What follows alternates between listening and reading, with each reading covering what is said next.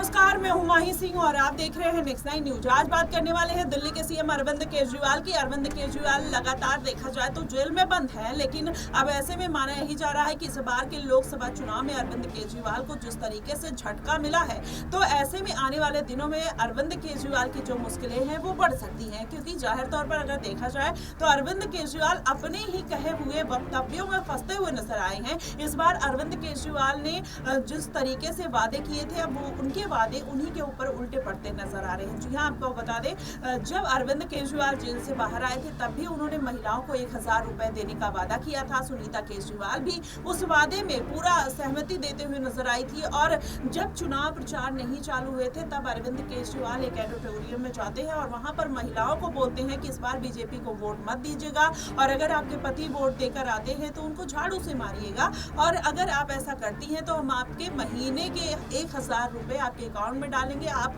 कहीं ना कहीं एम्पावरमेंट करने के लिए हम आपको ये पैसे दे रहे हैं। अरविंद केजरीवाल ये वादे तो कर देते हैं, लेकिन कहीं ना कहीं ये वादा उनके ऊपर ही भारी पड़ता हुआ नजर आ रहा है। महिला उनके घर के सामने, उनके आवास के सामने अब मोर्चा खोलती हुई नजर आ रही है, और ऐसे में अब अरविंद केजरीवाल चारों तरफ से फंसते हुए नजर आए। इस बार के लोकसभा चुनाव में अरविंद केजरीवाल को एक भी सीट नहीं मिलती, वहीं पर महिलाओं का इस तरीके से प्रदर्शन होना कहीं ना कहीं उनके ऊपर भारी पड़ता हुआ नजर आ रहा है। और उसके साथ अगर दूसरा पक्ष देख लिया जाए तो अरविंद केजरीवाल लगातार जेल में बंद है। अब ऐसे में अगर वो जेल में बंद है तो क्या फिर से उनको अभिषेक मनु सिंघवी किसी भी तरीके की राहत दिला पाएंगे या नहीं? और आने वाले विधानसभा चुनाव में जो 2025 में होने वाले हैं, ऐसे में अरविंद केजरीवाल की मुसीबतें लगातार बढ़ सकती हैं अगर वो जेल से बाहर नहीं आते हैं। मनीष सिसोदिया, सत्येंद्र जैन जैसे बड़े बड़े नेता जेल में बंद हैं।